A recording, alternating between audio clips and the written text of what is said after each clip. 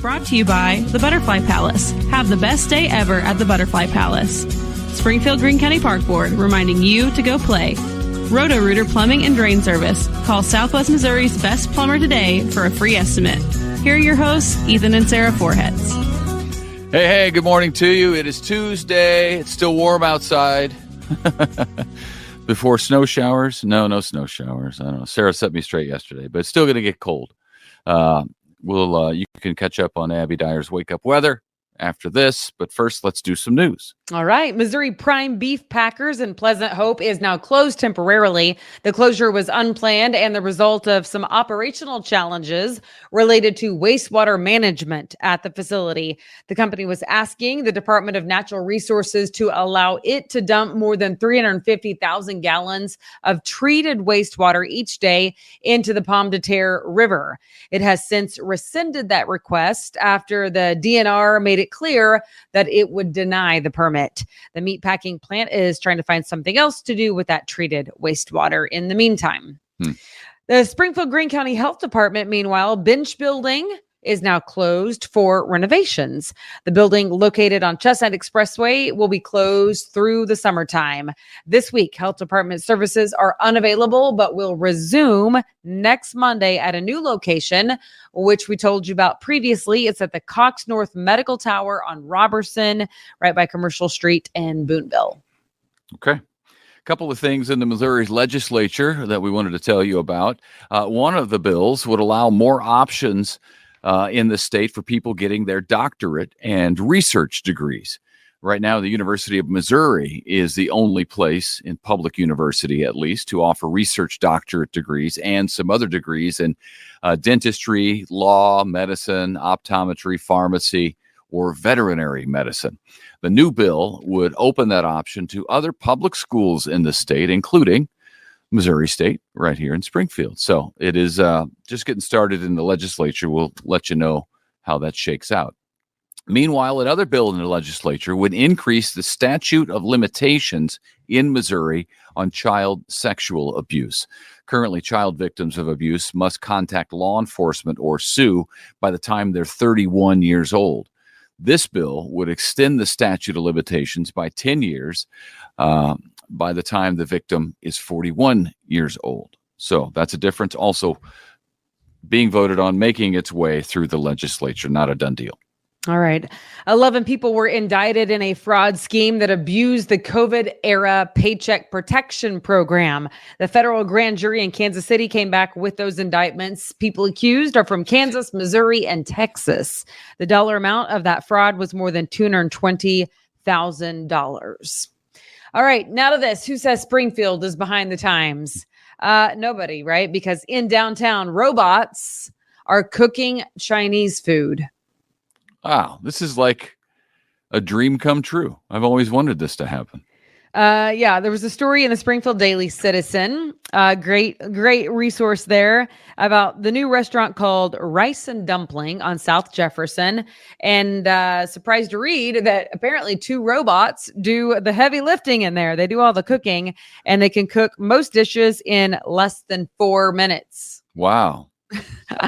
That's worth going in just to see those things and have a meal cooked by a robot. Well, we were in Seattle. Oh, yeah. Seattle. Last summer. And there was a coffee shop in Seattle, not Starbucks. Yes, we know that there's a Starbucks there, but there's a different one that is 100% robot. You type your order into a kiosk, right, and then you watch the robot go over and make your drink.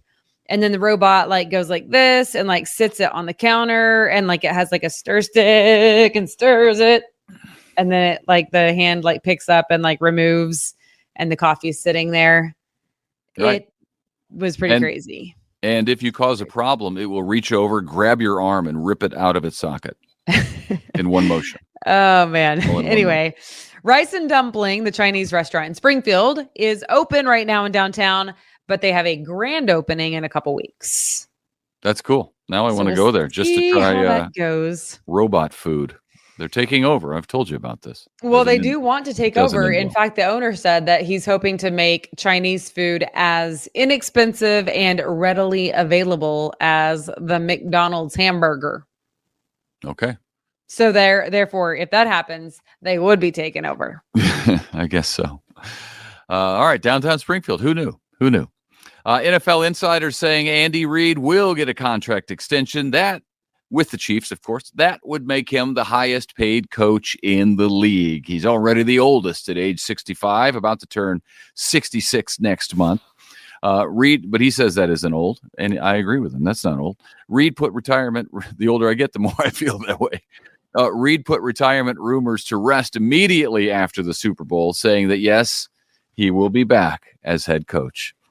And tomorrow morning, the Chiefs will tell us what their plans are for the renovation of Arrowhead Stadium. The Chiefs are hoping Jackson County residents will approve a 3/8 cent sales tax to pay for those improvements. And you'll recall, also on the ballot coming up on April 2nd is a possible new stadium and location for the Kansas City Royals, also paid for in part taxpayers, which sometimes doesn't go over all that well.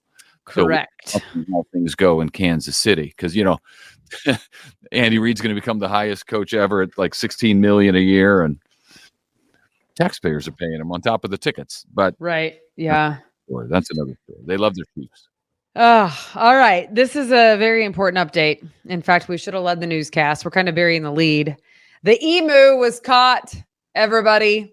The wild weekend is over. The emu. Okay. Did you Did practice I say that? It right? Did you practice that all day yesterday? I practiced it like 17 times before we went on the air. Like I had to treat it. I had to treat it as a name from a foreign country. I was talking with a friend yesterday. You know what I'm talking about. Like I do, covering yeah. crime in courts, you often come up with names, and you better nail them because the story is important. This one less so, but nonetheless, I want to be accurate. I do that, and then I get like a regular word like is wrong because I focus so much on the because you've practiced so hard. I know. So I said it about 17 times out loud before we went on the air this morning, and I am here to report that it has been recaptured by its owner, mind you, and all is well if it ends well. That is an important update. People were sitting on the edge of their seats. I know. I was too, in fact. All right. Former professional race car driver Danica Patrick is going to be speaking in Springfield tomorrow night. And if you want to, you can go listen to her for free. So that's exciting. She is a professional racing driver, a woman, which made her quite the trailblazer.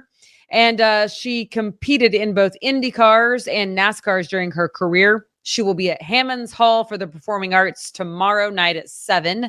It is free and open to the public. First come, first serve seating. That's cool. Yeah. I wonder how that'll do. I have a friend from college, who is a huge race car fan. But outside of her, NASCAR? Yeah, I don't know NASCAR. I don't know of any of my other friends who are diehards. She doesn't live in Springfield, but like she's one who would be like lined up to go.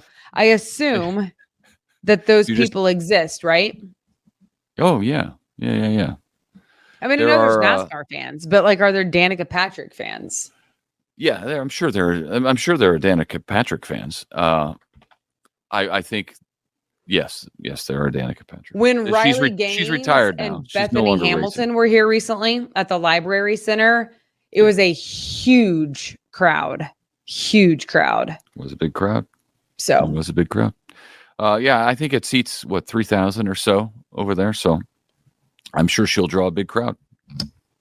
Good times.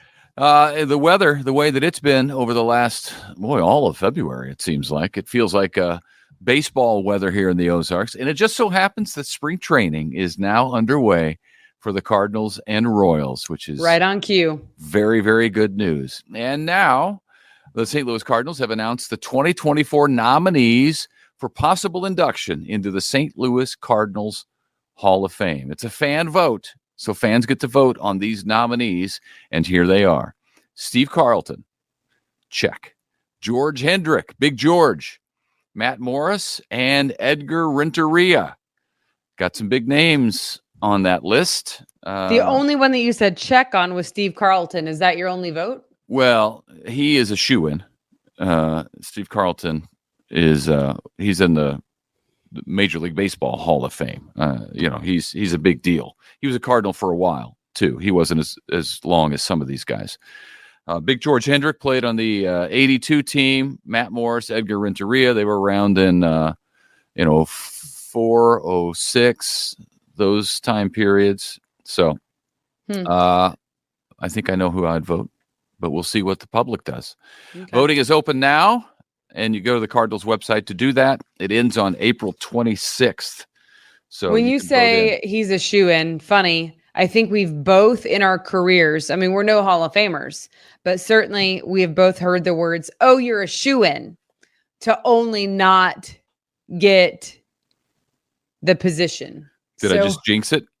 Yeah, you might have. I jinxed it for Steve Carlton. Famous last words. Oh, he's a shoo-in. And then we're going to get the results. Steve's not going to be in there. And then you're going to get the blame. And you know what? Maybe you should. Perhaps I should own that. My roommate in, it was right after college. So I was in Las Vegas. I was working at the TV station. Had a roommate, Adam, the tomato can. And one day, Ethan has nicknames for everybody. Greg Norman was running away with the Masters. And it was that Sunday morning, and we were going somewhere. And I said, I don't want to miss the Masters. And he goes, oh, it's Norman's. He can't lose. He said he can't lose. And then Norman had a very famous blow up. I mean, he had a meltdown and lost the Masters. Ugh. And it's a mental game. And there's an ESPN, I think it's a 30 for 30 about that meltdown. There's one about Jean Van de Velde as well at the British Open. But man, it's Adam's fault. It's a tomato can's fault. Yeah, so I remind him of that every time I see him. For Steve, because you just said check, like as Steve Carlton. As if it were well, you can come back. You can come back whenever they announce this and see if I'm right. Okay, but he will be one of the. He will be one of the 3, 4. Okay. Well, have a great Tuesday, everybody. Thanks for joining us. All right. Enjoy some warm weather again today before a little bit colder temps tomorrow. But just one day of cold, so that's good. Good. And then we kind of bounce back, so it's exciting. Normal February. All right. Have a great day. We'll see you tomorrow. See ya. It's time for Around the Ozarks Wake Up Weather, sponsored by Scooters Coffee and Rescue Towing. Here's your host, meteorologist Abby Dyer. Good morning, everybody. Welcome to your Tuesday. I'll start with the good news today. It's nearly 60 degrees. It's so warm out there this morning, almost laughably warm. And it's going to be another day in the Ozarks where we're talking about potentially breaking some record highs for the day. Not difficult to do so when temperatures are in the upper 50s and low 60s this morning. I don't think you need the jackets today. You can leave them behind. Maybe a long sleeve shirt if you're going to be out and about early today. Otherwise, things are just looking very warm for us, but incredibly windy in the Ozarks today. Other good news in the forecast, and I'll talk more about this in just a minute, is that not only are we talking warm spring-like temperatures today, we also are seeing really dry air in place, and that's decreasing the threat of severe weather as we head into tonight. I know we've been talking about the potential for some strong storms for several days now, and while some thunderstorms are definitely possible tonight, and that's a headline in my forecast, I really think the severe weather risk for the Ozarks is decreasing a bit compared to what it was looking like because we don't have a whole lot of moisture to work with. What we are dealing with is extremely warm and windy conditions today. And this is the bad news in the forecast. We're talking significant fire danger all across the Ozarks today. If you were considering burning, just don't do it. I mean, it is really not a great choice. We've got a wind advisory that's going to go into effect with winds gusting easily over 40 miles an hour, 45, maybe even close to 50 miles an hour. And that is non-thunderstorm winds. These winds are out of the southwest, so it's bringing in all of this incredibly warm air. If you're planning to head out and see what near 80 degrees feels like on this Tuesday, well, just know that the trade-off is the wind. It's going to be an incredibly blustery day, so maybe kind of frustrating if you're planning to be out for any extended period of time. We have all the key ingredients set up for high fire danger in the Ozarks. Again, that's a big headline for us today. Low relative humidity, high wind gusts, and dry ground conditions. That's what's in place for us today. I do have a cold front that's heading our direction and low pressure that's developing back to our west.